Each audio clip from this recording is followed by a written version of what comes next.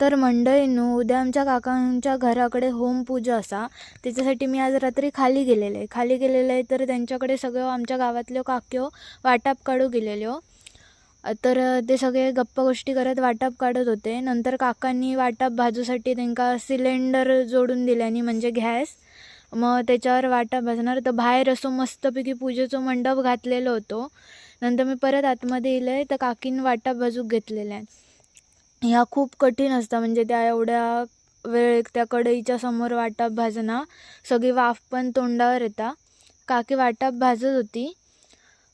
मग काकीचा वाटाप भाजून होईपर्यंत तेवढ्यात तकडनं दादा रांगोळी घेऊन इलो.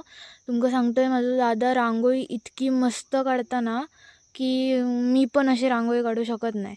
म्हणून दादाक म्हटलं तू रांगोळी काढ, मी उगीच मध्ये इले तर त्या रांगोळीची वाट लागतली. मग दादानं रांगोळी काढली आणि मग मी परत आतमध्ये गेलं तर हय सगळीजणं फरसाण खात होती. बरोबर काकी कोबी पण चिरत होती.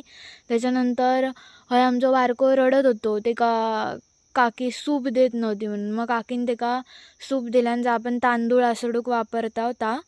नंतर मग परत आहे ना मी बाहेर गेले तर दादा तुळशीसमोर मस्त पहिलं फुलांची रांगोळी काढत होतो.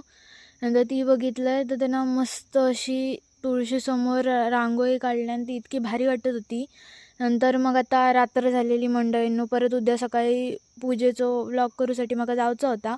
म्हणून मग मी सगळ्यांका टाटा बाय बाय केलाय. ह्या बारक्याक पण बाय केलाय आणि नंतर मी घराकडे इला.